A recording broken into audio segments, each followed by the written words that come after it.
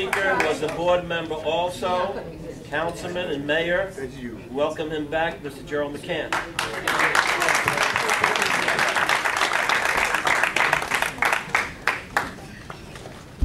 Good evening. Good evening, fellow and former board members, and Dr. Epps, and ladies and gentlemen. First of all, I'm also here in speaking in support of Dr. Epps. All right.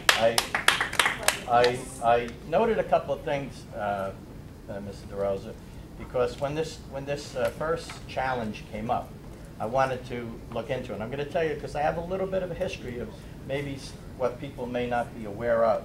But I did look at the law firm that filed the lawsuit. Okay, so Kevin John Mitchell, and you can look, it's simple enough, you just go on the internet, all right? You go in and you see that Mr. Mitchell is an advocate of Glenn Beck and Ron Paul. It's not difficult to find. You just look at, put his name on, and you find out where he comes from. You can go to the same thing to his partner, Frank Flakenstein. Now, there is another Frank Flakenstein that's a sex offender, but that's not the same.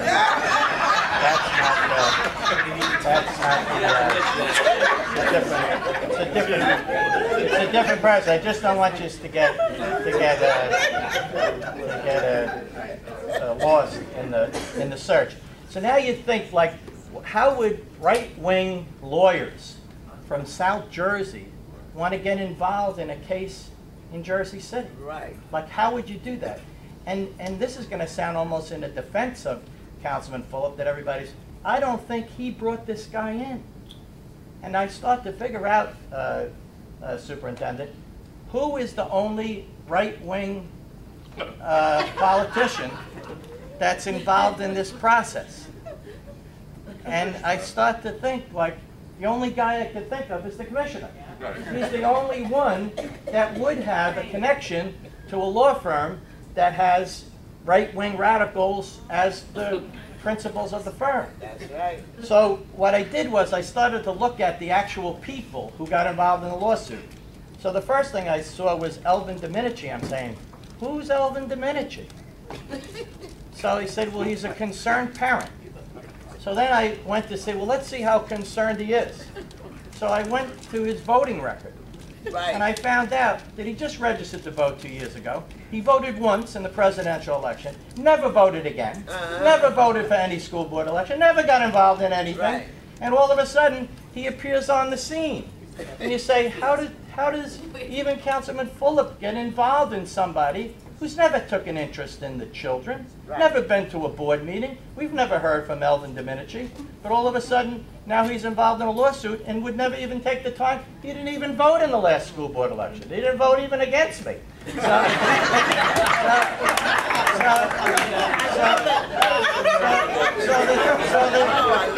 the thing is, I start to say, like, how would somebody like this get involved? It's the same thing with Miss Skinner. She runs Mrs. Skinner, I'm sorry. She runs a supposed group that's interested in schools, but we all know that we've seen her once in the last 3 years that I've been on the board. At one time she came actually just to sit in the crowd. She didn't actually come to say anything, but she isn't a concerned parent. She's a concerned advocate. If you can recall, she was going to run for council on the Steve Fulop for mayor, the previous Steve Fulop for mayor campaign, and then she decided to drop out when she was then going to run on the Lou Manzo campaign.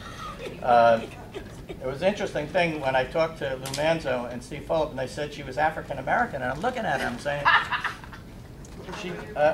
maybe she is, but she sure didn't.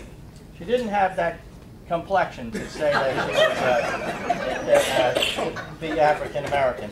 But in either case, she was a person who was never really that interested. And then you look at the third person who just ran for public office, who never had an interest in the school board before until he ran. In fact, I'm not even sure that he ever attended a meeting until he ran for office. So these weren't people who were interested in education, but they were interested in being involved in something. So what I did was I looked up because it concerned me. So I went and I got the most recent campaign filing of Mr. Fulop. Now, as you know, he's running for mayor. He's not a guy who's running for another office. He's raising money to run for mayor. So that's the office that he's running for. And the interesting thing, this is one of his most recent filings. You can see his signatures on here. I'll put this on the official record. And in the campaign filing, he lists people that he supported, that he gave money to. Now I saw that I also looked, with all due respect to 3 of the board members that were just recently elected and re-elected, I looked at for their campaign reports. So I see Mr. Fulop gave them money. Amen. All right, and he, what? Talk about it. Well, I'm saying what he did. He gave them money, and the concern that I had, and just so you know, I have your report too.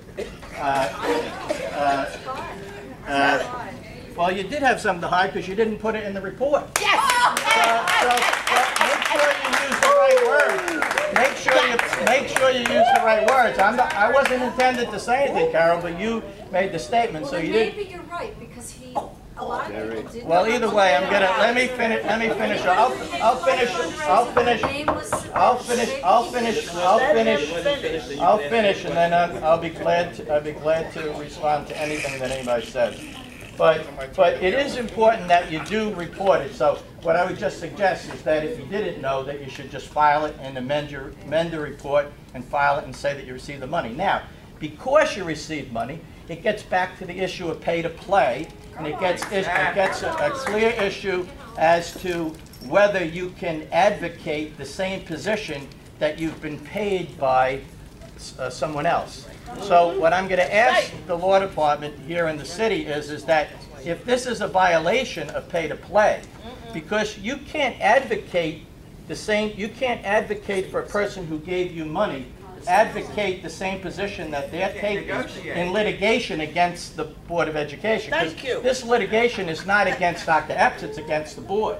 So there is money being spent by the board to defend itself, and on the other side, the person who filed this lawsuit. So it's clear that there could be a conflict of interest. Now, luckily, the 3 board members took different positions. One voted yes, one abstained, and one voted no. So it wouldn't affect the outcome of the final vote. So I'm just suggesting that all 3 of those board members, and I know it's probably going to mix the same way, but it would be safer for them not to, because of the pay-to-play problem, that they not take the same advocated position as the person who gave them money, just as a precaution. Now, an interesting thing that Superintendent Brennan mentioned, and I wanted to say something because I've always had a problem with electronic communications. And the reason why I've had problems with electronic communications is because there's really no way of determining in many cases who those communications came from. Did they come from the same person? It's possible, of course, that people can have multiple email addresses, so they could be sending over and over and over and churning the same message through a number of different names that they could have. It's also possible, if they have right-wing radicals from South Jersey, that they could be having people from all over the United States send emails in supporting their position. Right. So there's no way that we can determine whether there are 2,000 residents of Jersey City who responded in that email. All you know is that you had 2,000. Those 2,000 could be 10 people sending 200 times. So I think what's important is that somebody who is educated at Harvard should understand that today's electronic communications is very easy to manipulate. And because it's easy to manipulate, you shouldn't just take it at face value. It's best, I've always felt, as when I was mayor, I used to tell people when they complain about something, I said, listen, just put it in writing. And then I'll know and I'll follow up on it. Now, what happens is most people won't take the time to put it in writing because they don't really care that much. So what I would suggest to Commissioner Shumler is send the emails back to them all and tell them to put it in writing and sign their name to it and where they live. And then you would get a much better idea of whether these people are in fact parents of children, advocates of education, whether they pay taxes, to support the school system and so forth. Senator Cunningham mentioned something before about, helping with the system. I was glad I wasn't second after her. But one of the things that I said was a problem with the funding formula as it currently exists for us is that they base the funding formula on income.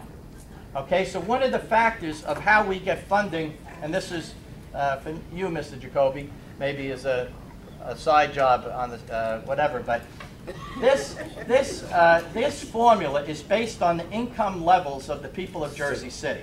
And the problem with that formula is we can't tax income. So to base our ability to pay on the income level, on the income levels, of